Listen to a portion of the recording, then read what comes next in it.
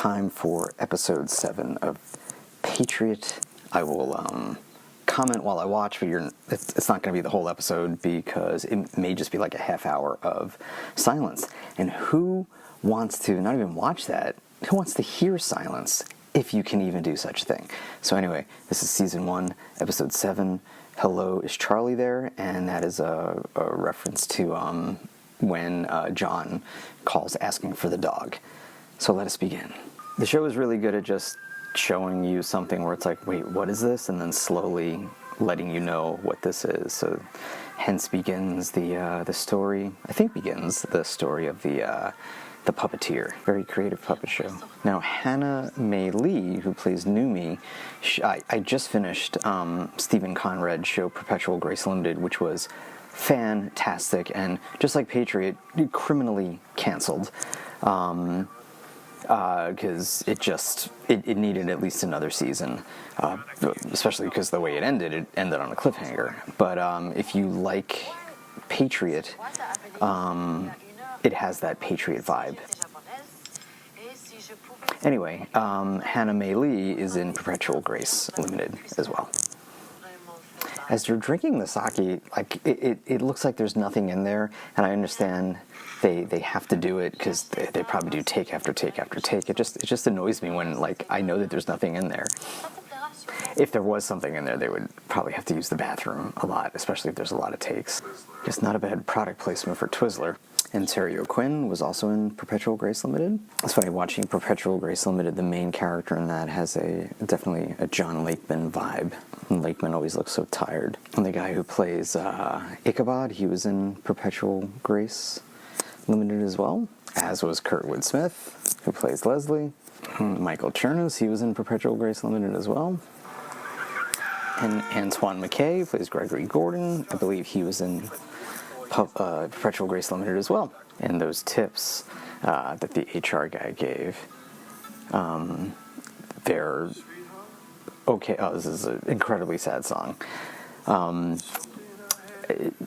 They're okay somewhat to relieve stress in the moment, but the real stress reliever are fixing the systems that cause stress. So if it's something like work, having enough benefits, enough vacation time, proper health care, all of those things, a living wage, those can be incredibly long-term stress relievers as opposed to, let's do some yoga or pop some bubble wrap.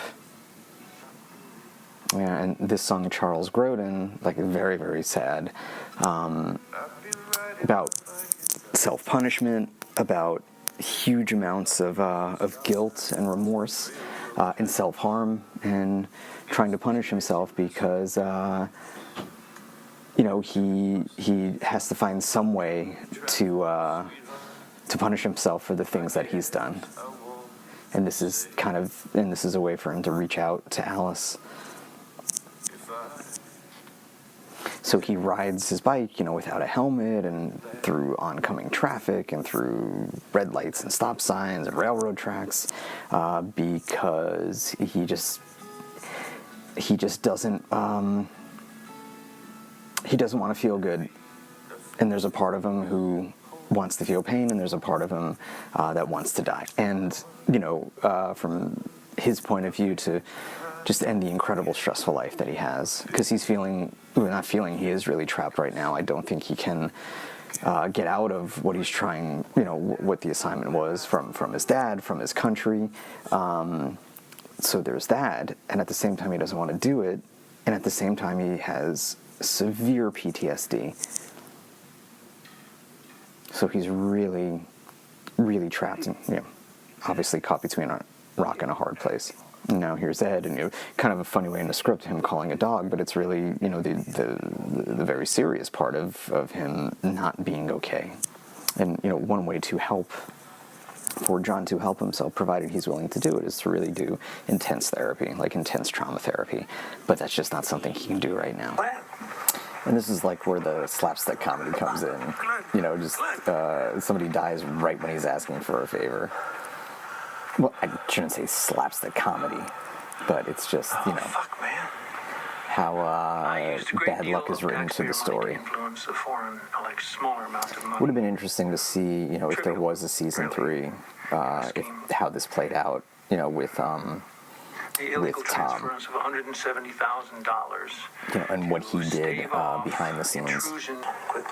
It's funny in the scripts, especially with Tom saying other people's names like all the time, and that'll you'll see that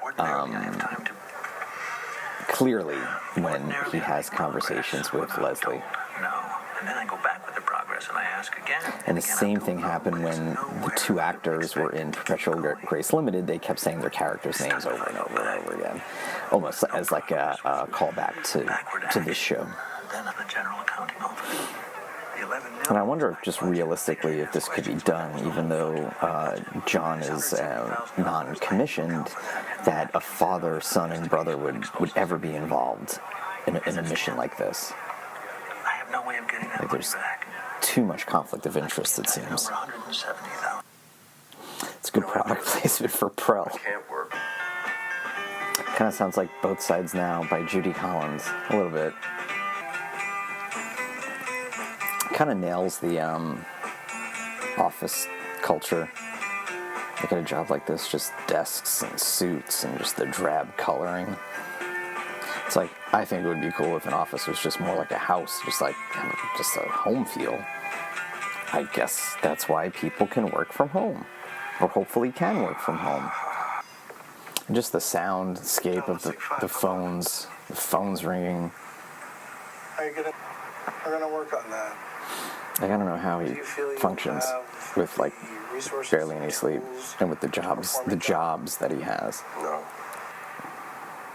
And it's also addressing, we'll get you a discount to a gym, instead of addressing the underlying problems, which, again, the human resource guy doesn't know John's story and underlying problems, but they're trying to fix some systemic issue with trying to give you a gym membership. And the real reasons for, or the more effective ways to prevent burnout would be to fix the system of what the job offers, as far as benefits, as far as the amount of hours, a living wage especially. Those are the ways to address burnout, as opposed to here's a gym membership, not even a free gym membership, but at a discount, no less. And these are the positive affirmations, to try to internalize what you're saying on the outside. So it's just saying those words. Hey, great start. And it's not just saying those words, it's working on trying to believe them, which is tough. Like, a lot of work has to be put into it. And considering this isn't John's main priority, mission, it's part of the mission, but it's not something that's his priority. It's just a means to an end. So, along with all the other stress he's going through, it's those affirmations are having a hard time sinking in. Oh, these fucking commercials now. Oh my god. God damn it, Amazon. It's like, and the way the commercial was, it just, oh my god, it's totally, oh my god, I tried to rewind and now I'm at another commercial again. Oh my god. It totally disrupted the whole flow of the show. It's not like, when I was a kid, something would fade out, and then just go to the next scene. It was just like, ugh. It seemed like the commercial just interrupted the show. Leslie. Anyway, what was it saying about positive affirmations? I forgot. Yeah. No.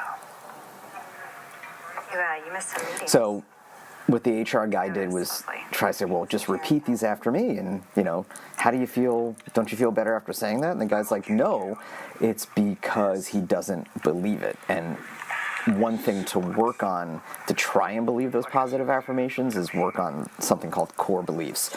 And core beliefs you can form through something called values, which is important to you, but it's first figuring out what is important to you in order to kind of morph them into core beliefs. So there's a lot of steps, but basically figuring out those values. Once you figure out those values, let's say it's family, career, being genuine, so you take what's important to you and you form beliefs from them, and then you find evidence for those beliefs and evidence against those beliefs, and you start to process that, and you start to figure out what helps and what hurts. Again, it takes time as opposed to just hearing an affirmation. I wish it was quick. I wish, I can just say, hey, I'm a strong and competent businessman, and then, have someone believe that. Have someone say that and have someone believe it, but, unfortunately it's not that simple. Again, I wish it was. John always looks in so much pain. Marvelously wandering here and there. And he's wandering because he doesn't want Steven to smell his hair. Just fucking wandering around. Wander around. I wandered around at 34. Maybe I should... A lot of Clarence Boddicker in this scene. Thank you, Gil. From Kurtwood Smith. Later this afternoon, I thought it was after work. There's people drinking beer. Maybe they're not employees of the company. It's a big book. Mouth to mouth, guy. Don't actually. I won't.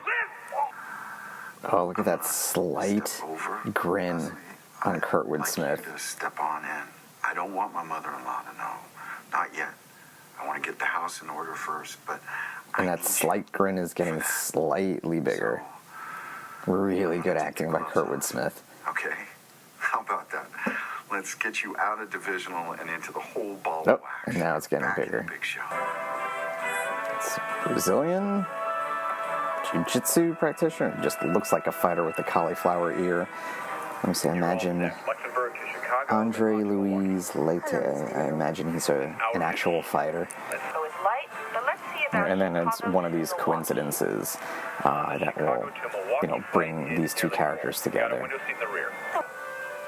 I wonder if they would even allow him to work without the paperwork. Oh, just less sleep for John. Even more conflict and more pressure. And it's good score. Like, reminds me of like something out of Kill Bill or Kill Bill 2. Or like some kind of like Western climax or something. So, alright, that is the end of episode 7. And on to episode 8. Oh, let's just groove out to this. This is like total 60s, like late 60s, hippie, like freedom rock kind of music.